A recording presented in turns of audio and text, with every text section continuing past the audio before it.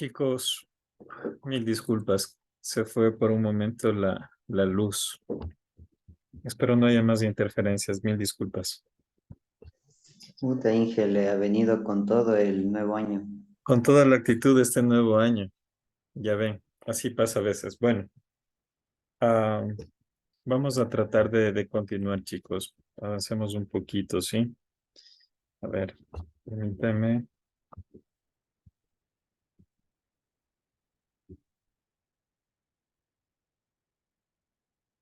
Listo, acá estamos. Bien. Chicos, vamos a analizar en esta ocasión un poco más acerca de los antecedentes históricos de la administración. Como les mencionaba, esto realmente les puede parecer de pronto un poco tedioso porque tiene que ver mucho con un aspecto histórico y obviamente hay de por medio mucho texto, mucho contexto también. Pero es bueno para irlo entendiendo en el contexto general de lo que es la administración. Ahora, nosotros al hablar de la administración, podemos remontarnos hace mucho tiempo atrás, incluso a a la época primitiva, en donde básicamente ya se aplicaban ciertas disciplinas administrativas.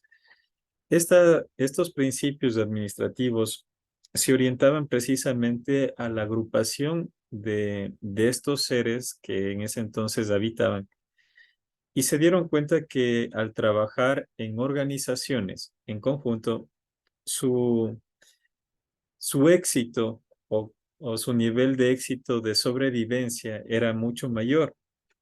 Por esa misma razón, empezaron a asociarse en grupos y a establecer de la misma manera ciertas actividades o, claro, son ciertas actividades que estos grupos comenzaron a desempeñar dentro de su organización.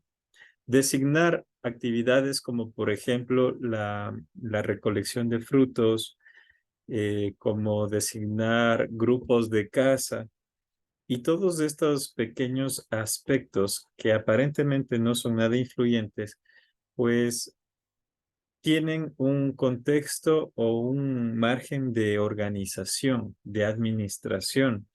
Y obviamente en ese entonces pues no sabían nada de lo que era la administración. Sin embargo, pues eh, entre su inercia de poder sobrevivir, pues desarrollaron estos sistemas que al irlos practicando y adecuando a estos grupos se dieron cuenta que los grupos tenían mucho más eficiencia, más eficacia al momento de sobrevivir.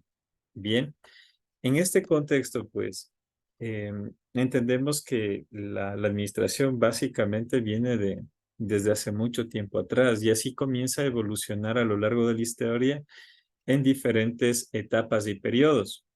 Asimismo, desde que comenzaron a organizarse para estas tribus nómadas, los primitivos, comenzaban a organizarse para realizar ciertas actividades de caza, de recolección de frutas, y etcétera, etcétera. Fueron avanzando y evolucionando a un aspecto un poco más avanzado hasta llegar a la agricultura y designar igual ciertas actividades dentro de esos procesos. Sin embargo, eh, el proceso administrativo influye en ciertas etapas, en ciertas épocas, en donde se enfatizan más los procesos administrativos. Para eso vamos a ir analizando algunos a lo largo de la historia, porque son muchísimos, pero vamos a analizar unos cuantos. Para hablar acerca de la antigua China, que nos vamos a remontar casi como hace unos 500 años antes de Cristo. En esa antigua China existían ya aplicaciones de ciertos parámetros administrativos, organizacionales, pero quien comenzó a promover este tipo de sistemas era un filósofo que nosotros, alguna ocasión creo que lo hemos de haber escuchado, era Confucio. Bien, chicos, ¿quién era Confucio? ¿Alguien ha escuchado? ¿no? Bueno, les voy a dejar como tarea para que investiguen quién era Confucio. Pero vamos, Profe, era como un tipo Sócrates en su momento, es una persona que formó de la China, ¿cómo se dice un esto? imperio. Un filósofo chino. Ajá, sí, correcto. Bien, una vez, perdón, hago un paréntesis en esto hablando de Confucio. Una vez veía un reportaje acerca de una elección, me parece que era de Miss Universo, y le preguntan a la candidata que quién era Confucio. ¿Han visto ese reportaje? Y la candidata dice que Confucio era quien inventó la confusión. Y claro, o sea, era una respuesta totalmente absurda, ¿no? Pero prácticamente lo sacaron como a manera de mofa, todo eso. Pero bueno, sí, como dice el compañero, pues prácticamente Confucio era un filósofo de esa época, en la antigua China. Y prácticamente él influyó tanto con sus aportes, con sus criterios, que a lo largo de la historia china comenzó a constituirse ya como un imperio, y un imperio bastante grande, ¿no? De hecho, hasta la actualidad ya es un país bastante importante a nivel mundial. Pero regresemos a esta época, a la antigua China, en donde Confucio prácticamente comienza a establecer ciertas bases con respecto al sistema administrativo gubernamental en China. Sin embargo, chicos, cuando Confucio aplica estos principios o estas bases, como todo proceso, pues conllevaba mucho tiempo. Intervienen también otros personajes icónicos de esa época, ¿no? Ahí dice Misius Monti, que prácticamente fue quien promovió este principio filosófico de ir aplicando un sistema administrativo público, ¿sí? Aquí se gestiona o se comienza a evidenciar ya bases de la administración pública. Y prácticamente esto parte desde las bases de Confucio. Entonces, China en ese entonces ya comienza a generar la aplicación de estos sistemas administrativos, ¿sí? Para no hacer tan larga la historia, les voy a dejar hasta ahí porque en verdad hay algunos aportes, pero no vamos a profundizar tanto en esto porque es un poco extenso. Dentro de las reglas de Confucio, se establecen algunas que incluso hasta hoy en día creo que siguen prevaleciendo dentro de los parámetros gubernamentales de algunos países. Y esto precisamente porque estos parámetros o estas reglas han sido bastante eficaces, ¿no? Y vamos a empezar por la primera, que es la obligación de los gobernantes, que es estudiar un problema para dar una solución adecuada. Todos los gobernantes prácticamente deberían tener ese alineamiento, el de aprender a dar soluciones adecuadas a diferentes tipos de problemáticas. Bien, sin embargo, chicos, yo creo que desde ese entonces hasta la actualidad se ha venido tergiversando todo eso porque los gobernantes de hoy en día, ¿no? O sea, no es que se preocupen mucho por dar soluciones a los problemas de un pueblo, sino todo lo contrario, creo que se aprovechan de todo eso. Como segunda instancia tenemos la solución a un problema debería ser desde una perspectiva objetiva y sin rebasar las reglas de la ética profesional. Eso quiere decir, chicos, que Confucio en ese entonces entendía que no por el hecho de ser de pronto un gobernante tenía el derecho de pronto de abusar del poder y de esa manera instaurar, yo que sé, represalias contra el pueblo, ni mucho menos, ¿no? A eso se refería.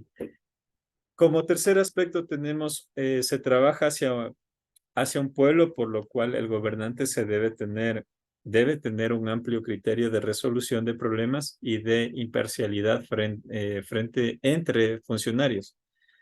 Este aspecto de la imparcialidad, chicos, hoy en día ya no se ve, porque ya no hay imparcialidad. Al contrario, solamente hay intereses. Los intereses políticos a nivel mundial se han visto evidenciados en diferentes circunstancias que los mismos países han tenido que atravesar.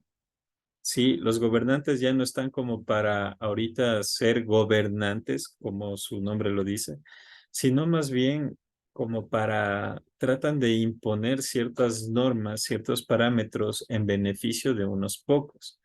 Y bueno, pues esta regla nos dice que prácticamente un gobernante no debería hacer eso, pero ya ven, todo se va tergiversando.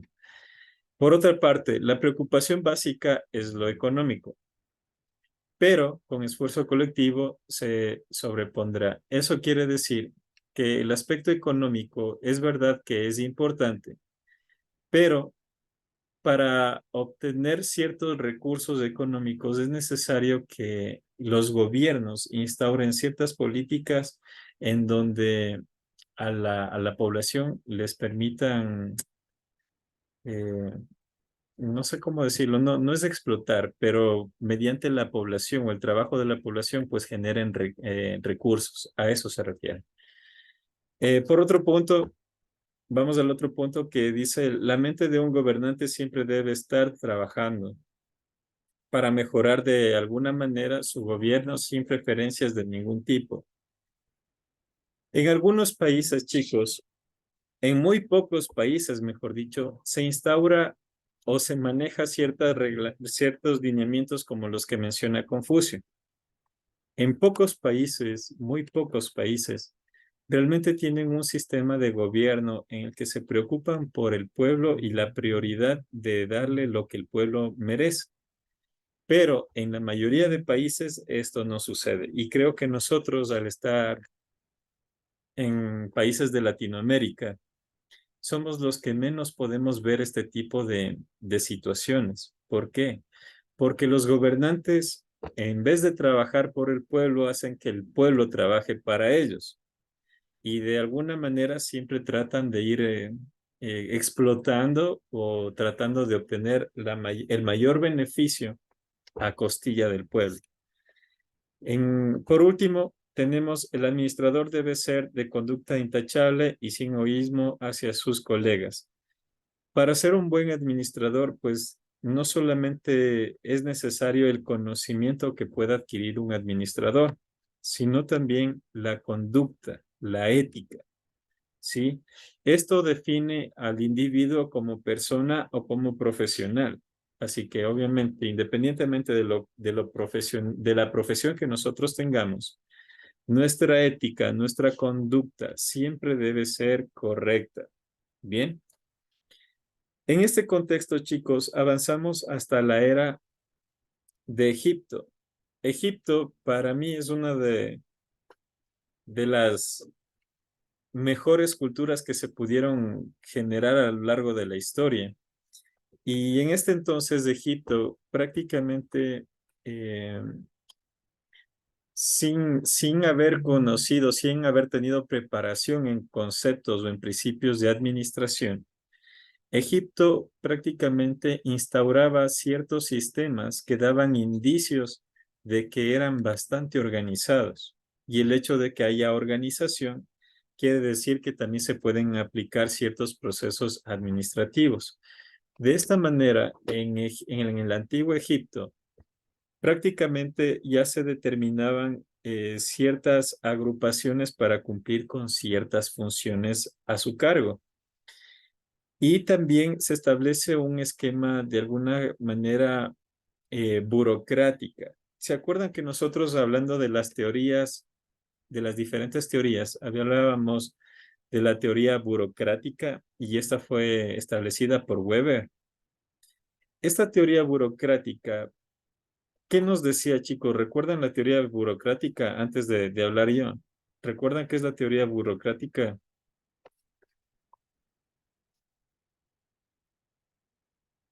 No, no recuerdan. Bueno, básicamente la teoría burocrática quería decir que dentro de una organización se debían, Iván, O sea, yo entendí que, o sea, eso era, usted nos explicó en pocas palabras que era, a veces se ganaban los puestos mediante, o sea, no, no sé cómo explicar, no quiero decir la palabra, o sea, mediante favoritismos. Ajá. ya, pero eso no es burocracia, ¿no? O sea, yo les explicaba que la burocracia es otro esquema, sino que en nuestro país se aplica de Ajá, manera en nuestro país totalmente así. diferente, exacto, ¿sí? La burocracia quiere decir que las personas que están en ciertos cargos están establecidos precisamente por los méritos, pero eso no pasaba en nuestros países, eso yo les decía. Bien, Carlos, ¿tiene algún aporte, de pronto alguna sugerencia? Sí, eso exactamente de la burocracia que no se lo toma en consideración aquí en el Ecuador como un mérito, sino que se lo toma como una atribución. Correcto, muy bien, Carlos. A eso se refería, ¿no? Pero volviendo ahora al contexto de Egipto. En Egipto ya se establecían estos parámetros burocráticos, ¿sí? Es decir, que se delegaban a personas específicamente para que desarrollen o cumplan actividades especiales, ¿sí? Como ayudar a organizar o administrar ciertos tipos de recursos. Recordemos que Egipto, a lo largo de la historia, ha sido reconocido como uno de las principales culturas en muchos aspectos que han influenciado o han sorprendido incluso a la humanidad, precisamente por la sabiduría que ellos, por el conocimiento que ellos manejaban en esas épocas. Y de la misma manera aplicaban en esquemas de gobernanza. Por esa razón, Egipto comenzaba a aplicar ciertas estructuras organizacionales que hoy en día nosotros las podríamos asociar con la política, ¿sí? En donde se delega prácticamente a funcionarios para que supervisen ciertas funciones, por ejemplo, ¿sí? Y esto precisamente permite que exista una mejor organización, una mejor administración. Y precisamente en Egipto, chicos, se establecen ciertos aspectos que permiten sacar mayor provecho de lo que los egipcios podían producir en ese entonces. Egipto en ese entonces contaba con cierta cantidad de producción de diferentes productos, desde miel hasta productos de cosechas y, por supuesto, productos marítimos. Y precisamente todos estos recursos eran gestionados por personas que se encargaban de administrar, de organizar ese tipo de aspectos, ¿no? De la productividad. Y todos estos aspectos, pues obviamente estaban orientados precisamente a generar riqueza en este país. Cuando nosotros hablamos de Egipto, chicos, realmente podemos encontrar un montón de aspectos que se pueden evidenciar a lo largo de la historia, pero en el aspecto administrativo, sin saber qué era administración, ellos lo estaban aplicando. Y es precisamente por ese aspecto que lo he considerado para esta explicación. Ahora, hablando de Roma, pasando a otro aspecto, Roma a lo largo de la historia también ha mostrado, al igual que los otros países, eh, ha mostrado prácticamente su influencia dentro de la administración. Y en Roma se establece un esquema un poco más particular y más parecido a lo que hoy nosotros conocemos como un sistema administrativo político o gubernamental. En la antigua Roma, chicos, y comenzaron a instaurar ciertos aspectos en específico que les permitía organizar de mejor manera sus actividades. Y dentro de esto, pues estaban los cuestores, que eran las personas que se encargaban de las finanzas, los ediles, que se encargaban del aspecto administrativo, y los pretones, que se encargaban del aspecto jurídico o judicial. Aquí hay algo importante, y es el aspecto judicial o de la justicia, porque ellos comenzaron a instaurar normas o leyes que su población tenía que cumplir. Y aquí les comienzan a aplicar ya el pago de impuestos y cosas así, pero obviamente por la vía legal, ¿sí? Ellos instauraban políticas, y esas políticas se constituían como leyes que a la larga el pueblo tenía que adaptarse y también irlas asumiendo, ¿no? Entonces en Roma ya se establece este tipo de sistema administrativo que tiene que ver con la política, la administración política precisamente. Pero en ese entonces, como les digo, pues no es que se manejaba ya conceptos de que voy a aplicar la administración pública, no, no sabían lo que estaban haciendo, pero trabajaron en esos sistemas que hasta hoy en día creo que siguen influenciando y nosotros los aplicamos. ¿Por qué? Porque la mayoría de países están constituidos por estos tres organismos: el de finanzas, el de administración y el de justicia. Bien, todos los países tienen esos organismos. Entonces, chicos, como ven, desde la antigüedad hasta hoy se mantienen esas bases. En cuanto a Grecia, chicos, en Grecia, en cambio, se presentan diferentes filósofos que precisamente expresan ciertos criterios administrativos y que desde su punto de vista han sido factores que influenciaban en ese entonces a estos países precisamente, ¿no? Entre los filósofos que nosotros podemos mencionar está Sócrates, Platón, Aristóteles y Pericles. En este caso, Sócrates menciona, chicos, que se debe utilizar la organización dentro de procesos o aspectos administrativos. Eso nosotros hoy lo conocemos como proceso, ¿cierto? La organización es un proceso administrativo. Sin embargo, en ese entonces Sócrates, que no tenía mucha idea de lo que era la administración, aplica o trata de implementar precisamente estos procesos organizacionales, ¿sí? Estos procesos organizacionales permiten que haya una mejor administración, separando el conocimiento técnico de la experiencia. Bien, aquí Sócrates, como ven, era como que influenciado por la onda de que los trabajadores deberían tener un conocimiento específico para realizar una actividad en específico. No por experiencia, no por inercia, dejar que alguien desempeñe un cargo de pronto importante, sino que debía contar prácticamente con conocimientos apropiados para esa función. Por otra parte está Platón, y Platón habla de las aptitudes naturales de los hombres. Esto que está dirigido a aspectos de especialización. Eso quiere decir que cada hombre, cada individuo tenía diferentes capacidades prácticamente o diferentes aptitudes, era apto para cumplir ciertas funciones. Y aquí Platón trata de instaurar eso, de que las habilidades o las aptitudes de los hombres sean medidos y considerados precisamente para realizar ciertas actividades en particular. Por otra parte, Aristóteles está mencionando acerca de un estado perfecto.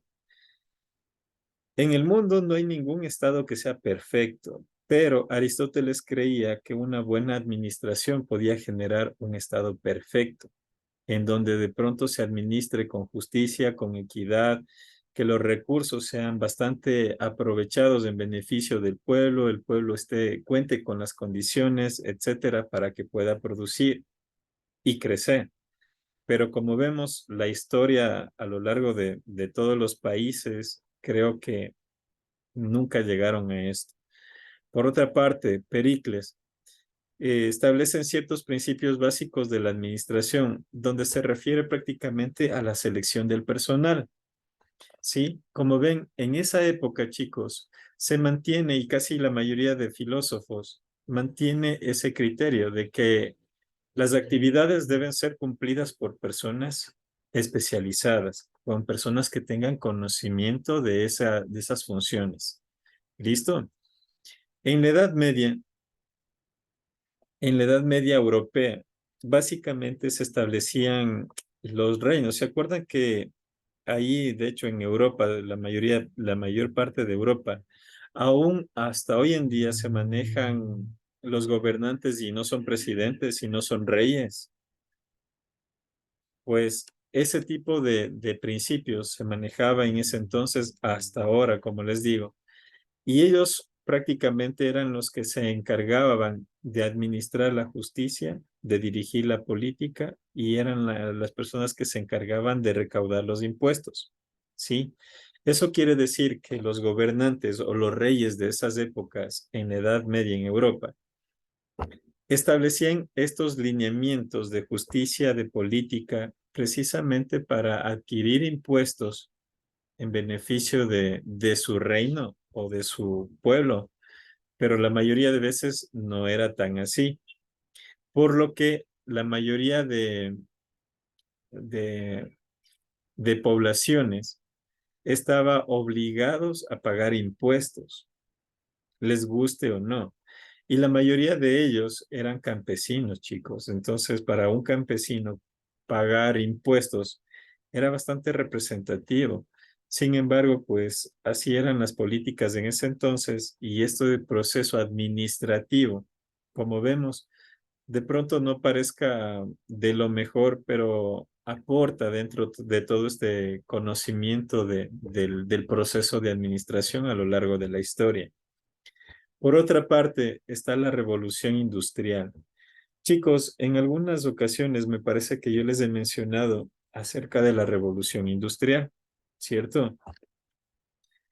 ¿Por qué es importante la revolución industrial? A lo largo de la historia, chicos, la revolución industrial prácticamente marca un hito en la historia humana, ¿sí? Pero en este contexto de la revolución industrial, les voy a dejar a ustedes que me ayuden haciendo una pequeña consulta. ¿Listo? Esta consulta va a ser para ustedes y van a averiguar eh, la revolución industrial, pero desde el aspecto de administración o la revolución industrial desde el aspecto administrativo. ¿Sí? Porque es importante partir de este punto. Desde este punto de la revolución industrial, donde comienzan a desarrollarse ya las máquinas a vapor, a generar mayores niveles de producción y sacar provechos de diferentes tipos de recursos. Prácticamente, chicos, fue un cambio que marcó de ahí en adelante hasta nuestros días, marcó una historia bastante impactante en cuanto al nivel de producción de las empresas. Y obviamente, si entendemos que en una empresa existe producción, existe organización, por obvias razones va a existir administración.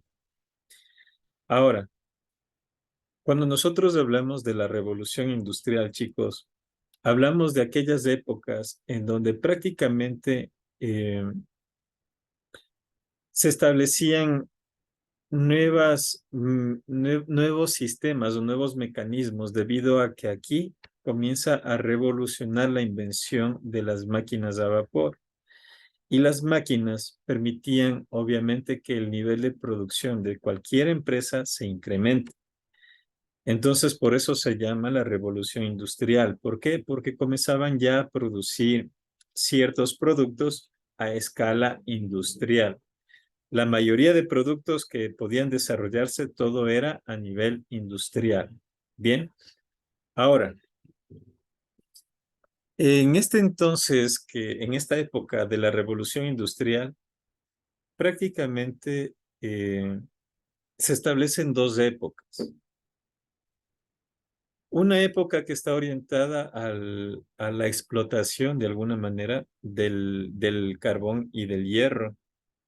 Y la otra etapa que está orientada prácticamente a la revolución del acero y de la electricidad. Bien, todos estos factores marcan aspectos bastante importantes a lo largo de la historia desde que partimos desde la revolución industrial. De ahí para acá, todo ha ido mejorando constantemente, las máquinas, los productos, etcétera, etcétera, han ido cambiando y han ido mejorando. Y eso obviamente se ha visto influenciado a nivel mundial. Por eso la revolución industrial siempre va a ser un referente a lo largo de los procesos administrativos, contables, económicos, culturales incluso. Bien, chicos, dentro de la revolución industrial se establecen prácticamente tres fases, pero estas tres fases que vamos a ver a continuación son establecidas precisamente por Burns. Era un especialista de la revolución industrial y él prácticamente analiza todas estas condiciones que se comenzaron a evidenciar en la etapa o en el periodo de la revolución industrial. Ahora, en la primera fase, como yo les había mencionado, aquí estamos hablando de que las máquinas a vapor comienzan a desarrollarse. Permiten que las industrias se comiencen a producir a mayores escalas. ¿Listo? Entonces, en este contexto, nosotros entendemos que se desarrollan ciertas maquinarias para producir con un propósito bastante simple de entender, que es el hecho de generar mayor riqueza. Pero en esta primera fase, prácticamente, como comienzan a aparecer las maquinarias a vapor y todo eso, comienzan a sustituir el trabajo artesanal o manual que realizaban los hombres en ese entonces. ¿Por qué? Porque ahora las máquinas, las industrias, contaban con los equipos para poder producir en mayor cantidad, en menor tiempo y a menor costo. ¿Sí? Entonces aquí vienen de alguna manera a reemplazar el trabajo de las personas. Sin embargo, chicos, existe otra etapa que, bueno, es obviamente la segunda etapa, en donde la aplicación o el uso de estas maquinarias a vapor comienzan a desarrollar un poco más el aspecto motriz de la industria, en donde prácticamente las máquinas a vapor comienzan a desarrollar o a generar grandes transformaciones, inmensas transformaciones en las empresas o en las industrias o en las fábricas de ese entonces. ¿Por qué? Porque ya no tenían las empresas que estar contratando a cientos de miles de personas para realizar un producto.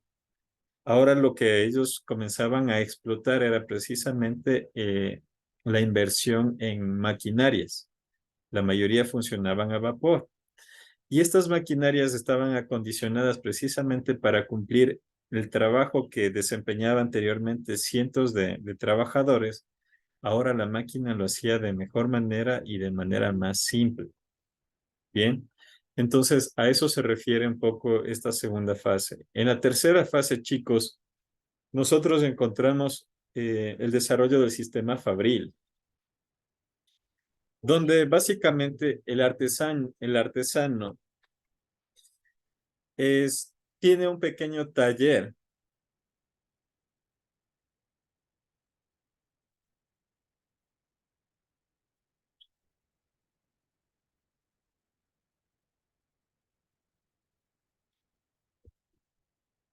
Chicos. Bien, entonces en la tercera fase, chicos, se desarrolla un sistema fabril. Básicamente aquí, como les digo, existen ciertos parámetros en donde los pequeños talleres de alguna manera comienzan a desaparecer. ¿Listo? Y aquí comienzan a dar lugar a aspectos de, de fábrica. Ya se reduce un poco el nivel de obreros, pero comienzan a aparecer un poco más las maquinarias, comienzan a aparecer ya los ingenieros que básicamente están alineados con este proceso de la automatización de productos. Bien, entonces chicos, este contexto de la revolución industrial básicamente conlleva ciertos conocimientos que hasta hoy en día nosotros podemos seguir viendo y todo partió desde esta etapa, desde los 1700 más o menos que comienza la revolución industrial a medida de que se implementan las maquinarias a vapor.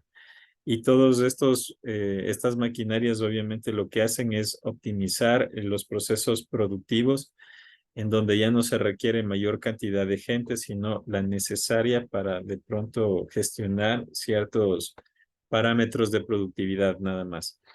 Entonces, chicos, con este contexto de la revolución industrial, pues lo vamos a dejar hasta ahí. Voy a dejarles de compartir, de hecho.